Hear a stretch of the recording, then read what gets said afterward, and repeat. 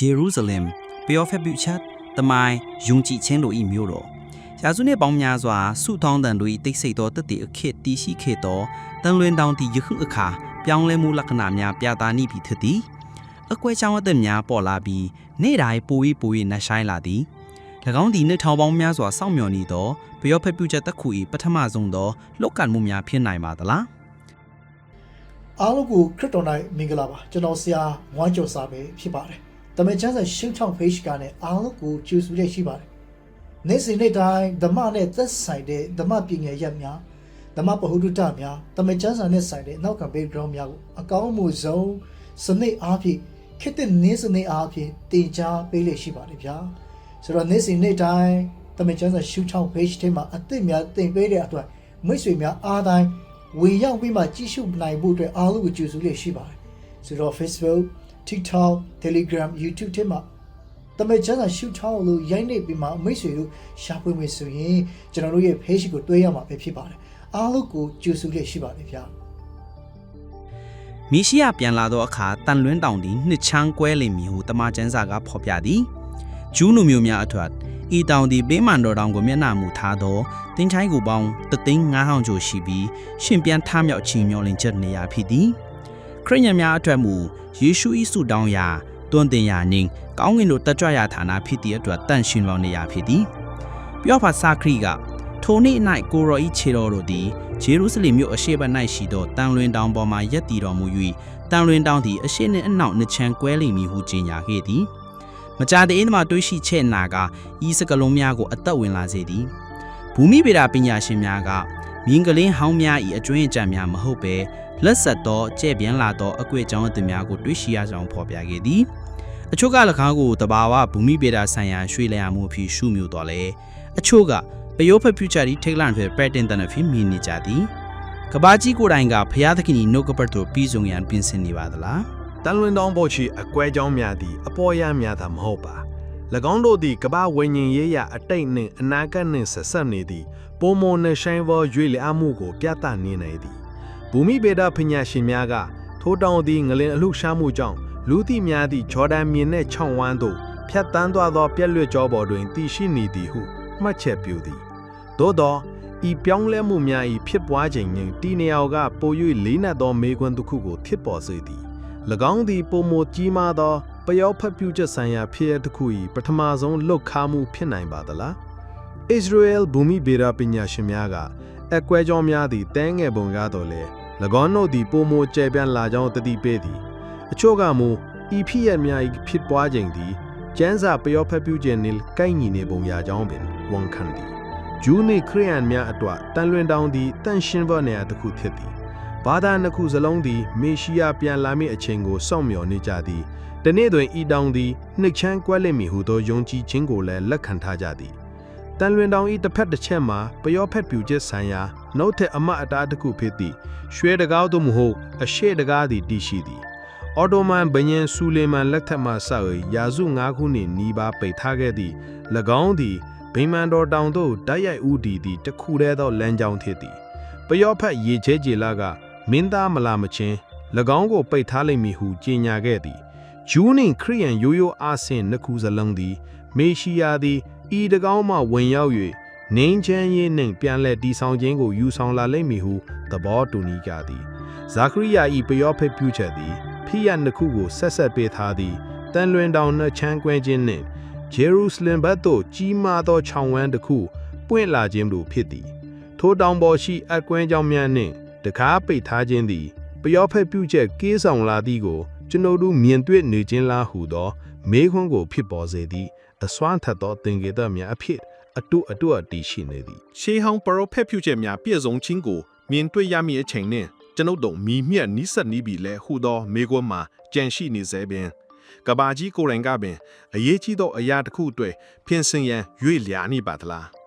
တန်လွင်တောင်ပေါ်ရှိအကွဲကြောင်းများသည်အမှန်တကယ်ဖြစ်ပြီးကြီးထွားနေကြောင်းဆွေးနွေးမှုသည်ပရောဖက်ပြုချက်မှတိတ်ပံ့ဘက်သို့ရွေ့လျာလာပါသည်ထိုတောင်သည်ငလင်းလှုပ်ရှားမှု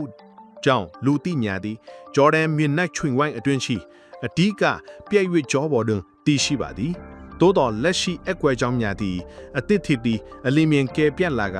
ရခင်ကတွေးရှိခဲ့သည့်မိသည့်အရာနှင့်မှမတူပါကျွမ်းကျင်သောဘူမိဗေဒဆိုင်ရာဖြစ်တစ်ခုကိုပြသနိုင်ကြောင်းသတိပေးကြပါသည်တန်လွင်တောင်ဤတီနီယာသည်လည်းစိုးရိမ်ပူပန်မှုကိုပိုမိုဖြစ်ပေါ်စေပါသည်အဘဲကြောင့်ဆိုသောဤအကွဲကြောင့်များသည့်တမိုင်းနှင့်ဝိညာဉ်ရေးဆိုင်ရာအရေးပါမှုနှင့်ပြည့်နှက်နေသောနေရာတစ်ခုမှပေါ်ပေါက်လာခြင်းကြောင့်ဖြစ်ပါသည်များစွာသောသူတို့ကထိုတောင်ဤမတည်ငြိမ်မှုသည် Prophet Future အသက်ဝင်လာခြင်းဤအလက်တွေ့ကြသက်သေဖြစ်ခံစားရပါသည်တမိုင်းမှတ်တမ်းကမတည်ငြိမ်သောကြောင့်များကြောင့်ဆောက်လုပ်ရေးစီမံကိန်းနှင့်များရက်ဆိုင်ထားခဲ့သောတင်းငယ်သည့်တရီပေးကြောင်းများကိုရခင်ကပြသခဲ့ပါသည်ယခုခအကွဲကြောင်းများကျဲပြန့်လာသည့်အနေအများဤလက္ခဏာများကိုလက်ရှုရန်မဖြစ်နိုင်တော့ပါမေရှိယပြင်လာသောအခါတန်လွင်တောင်းသည်နှစ်ချမ်းကွဲလိမီဟုသော Prophet Future နှင့်အချိန်ကိုက်နေနိုင်သည်ကိုသိရှိထားသည့် Israel နှင့်နိုင်ငံသားဘူမိဗေဒပညာရှင်များကအနီးကပ်ဆက်လက်စောင့်ကြည့်နေကြပါသည်တေချာဒီမှာတန်လွင်တောင်သည်ရွှေ့ရားနေပြီး၎င်း၏အကျိုးသက်ရောက်မှုသည်ကမ္ဘာတဝန်းလုံးသို့သက်ရောက်နိုင်သည်ဤအကွဲကြောင့်များသည်ဘူမိဗေဒဆံရတာမကပဲဖျားသခင်တကိုးနှင့် Prophet Future တို့ကိုပဲ့တင်ထပ်နေသောနတ်ဆိုင်သည့်ဝိညာဉ်ရေးဆိုင်ရာအဓိပ္ပာယ်ကိုလည်းစောင့်ထားသည်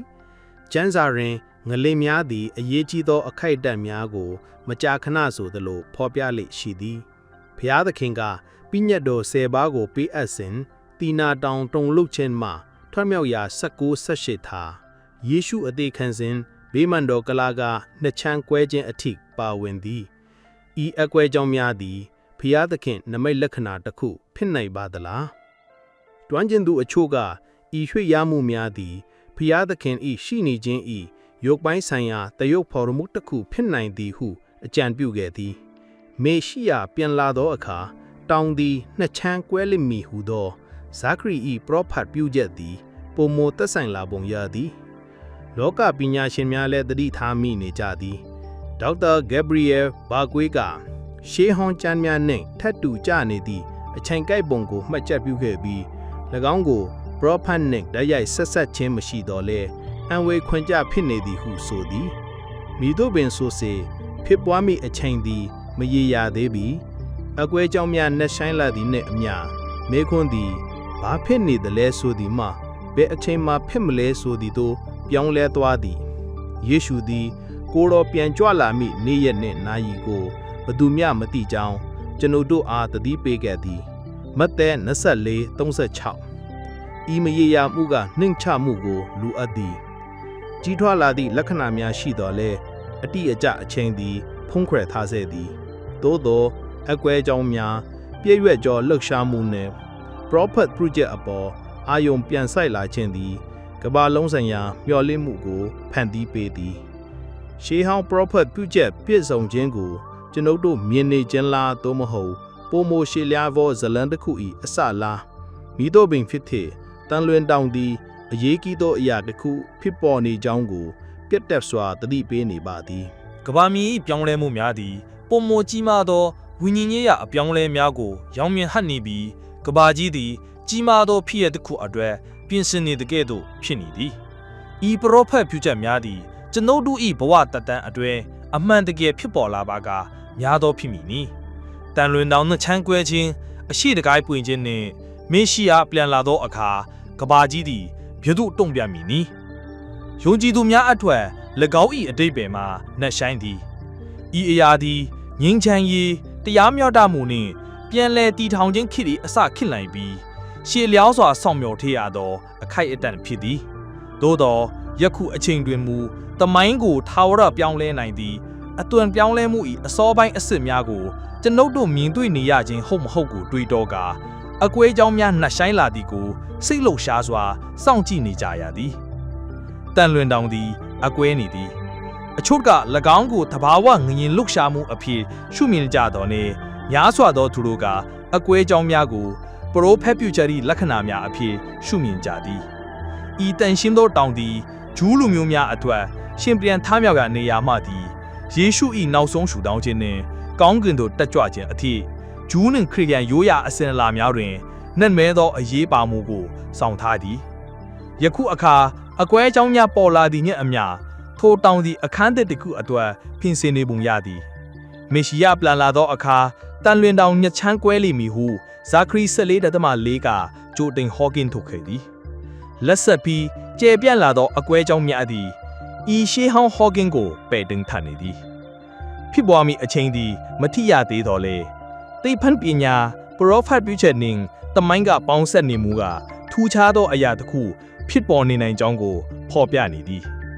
ဤအကွဲကြောင့်များသည်ဘူမိဗေဒဆိုင်အရာများထပ်ပေါ်ပြီးကာလကြာစွာထိမ့်သိမ်းထားသည့်ဂရိတော်နှင့်အစအသည့်အတွက်အလားတကူကိုသတိရစေသည်လက္ခဏာများတိုးပွားလာနေသည်